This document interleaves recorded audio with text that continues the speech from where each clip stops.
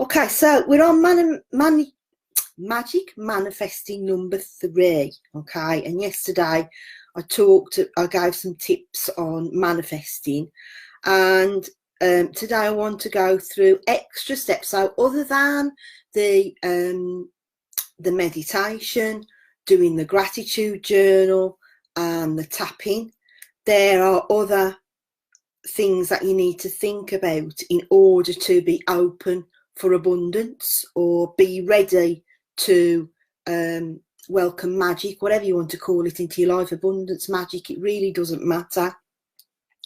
So there are other steps that you need to take to be ready to receive. As I said yesterday, you know, often we lose big things because we're not actually in the right frame of mind and we're not balanced enough to receive them. So that's why we lose them. Okay, so the magic lies within you. It lies within all of us. The universal life force energy flows through all of us. And a lot of us think, you know, that it comes from outside, even though we do actually believe that it comes from inside. We forget sometimes. It's just like the cardigan off, I've gone a bit warm. We forget, don't we, sometimes, that, you know, it all comes from within. Okay, outside influences do affect us, but you know, they come from within. So the first step really is to take responsibility. Only you can change your life, and only you can, you know, be open for abundance and to learn to become more balanced in your life and, you know, be ready to receive, really. So only you can make the decision to change things in your life and to bring those desires into your life. And I know a lot of times we sit there and we say, oh, it's just not working, it's just not happening for me, I'll give up, I'm not doing this anymore, it's too much like hard work trying to think positive and everything. But, you know, we just have to keep at it, really, and take responsibility. Number 2, and this is the one I found really, really hard, I have to admit, is to stop complaining, moaning and criticising. Because when we complain, it just invites more things to complain about. If you could hear that, yeah, it's my dog who was pattering about. She's just laid down behind me, so she's going to sleep, I think, bless her. Okay, so, you know, rather than trying to think positive, it's much easier to focus on stopping being negative. So stopping complaining, stopping moaning and criticising, because very often as well, when you think positive, your emotion's not behind it, so it's not going to have as much power. So you might be saying positive things such as affirmations, but then, you know, when you go back to your normal default self, whatever that is, you know, then you start complaining about things or criticising things, you know, and that's just it's just not going to happen if you do that.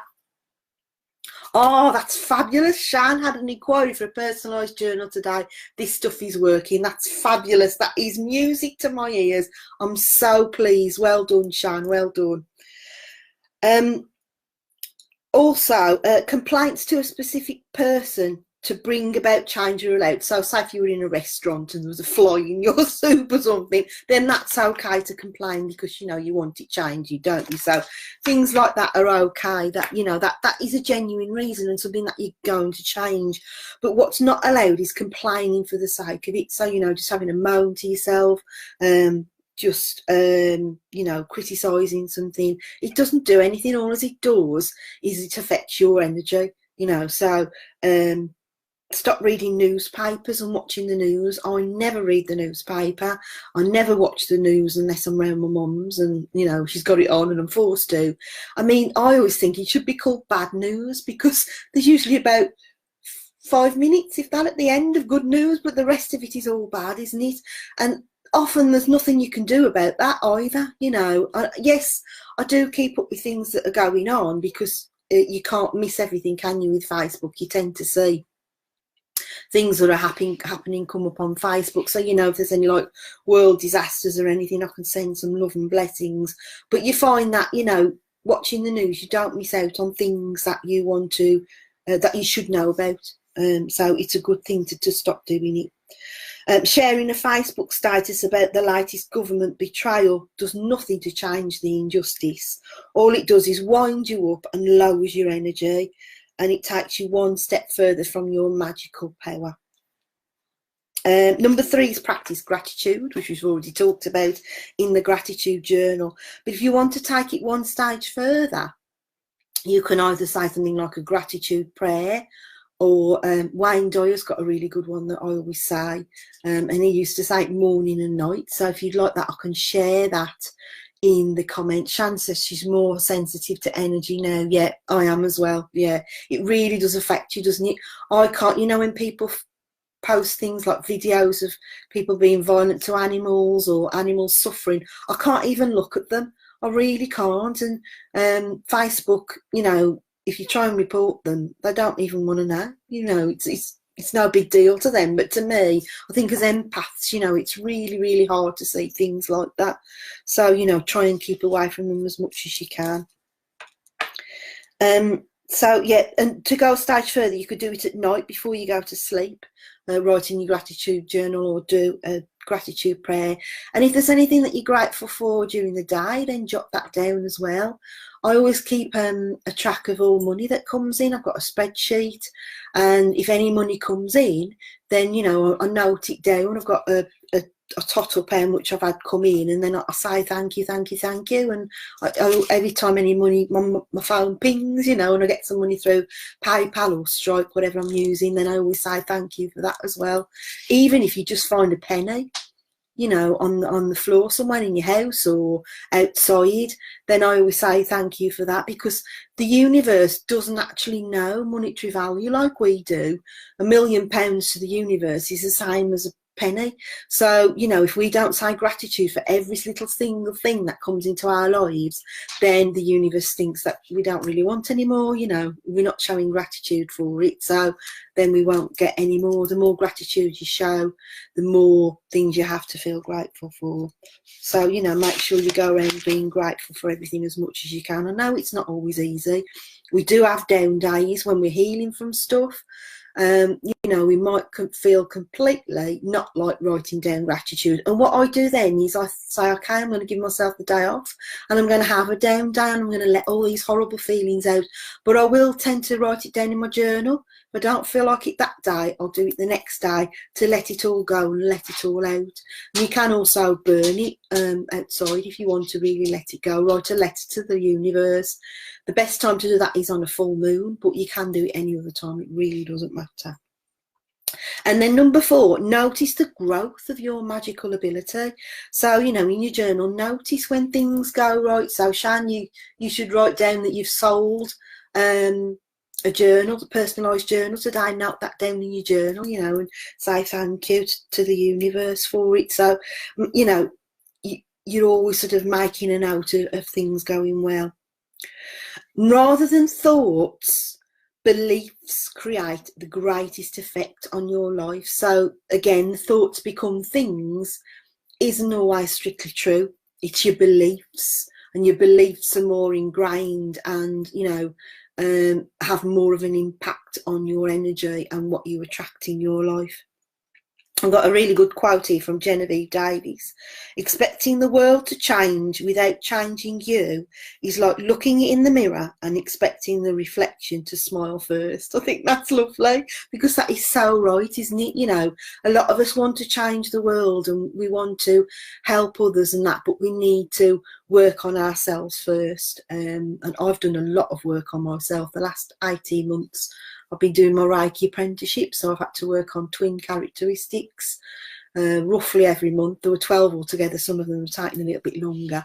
So I had a lot of stuff to come up and to deal with and to heal, and stuff from the past and old outdated beliefs to get rid of. So, you know, I know that it is really true about the beliefs, that it really does make a difference. Becoming magic is not about learning something new. It is about turning your focus inwards and noticing what was already there. It is already there within inside us. You know, it's just that we've lost sight of it. Life has thrown quite a few curveballs at us. It's thrown quite a few challenges, you know, so that has made a difference to the way we see ourselves and the world and our beliefs that we have. So, how do you know when you're ready to receive? How do you know when you've worked enough on yourself, and you know you've got rid of all these horrible outdated beliefs, I would say at least 2 weeks, or until you notice the effect it has on your outlook, mood and life circumstances.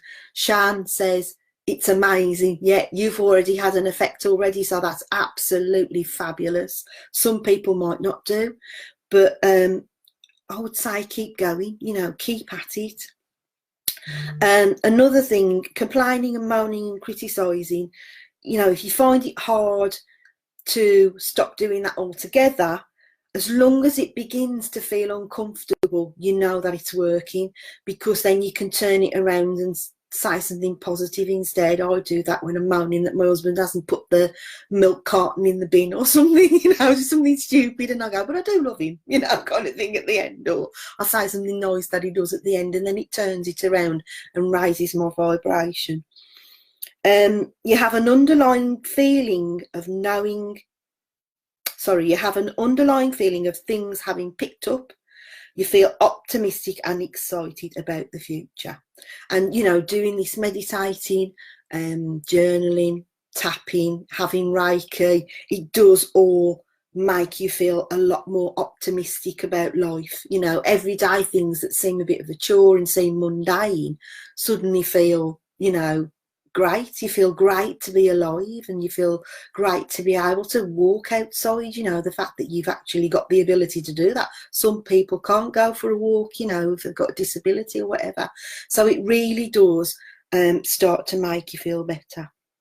And it takes 21 days to form a habit, they reckon. So keep going. You know, it is always a habit for me. I definitely read. No, I don't always read every morning. Actually, if I've got a bit of a headache, I don't always read. But I always do my meditation. That is my number one thing. And I always send Reiki to my intentions every single morning as well. You know, I'd have to be really, really ill not to do either of those. So those are my two main things. The journaling I do most days, and the tapping I do most days. But those are my two number one things that I do before I even get out of bed. And I find if ever I don't, then my day doesn't go as well. You know, things bug me more, and it feels like things are going wrong and everything. So it really, really does make a difference. So keep at it. And if you haven't started yet, it's never too late to start. My meditation throughout the week is only 10 minutes. It's really short. You know, it really doesn't take you long to do it at all. And as I said, if you don't have time to do it in the morning, you can always do it in the evening before you go to sleep. Okay, so that's it then, really. Yeah, any questions at all, just pop them in the group anytime. I will still be around next week, you know, and I'll be happy to help you. So thanks for listening, and bye for now.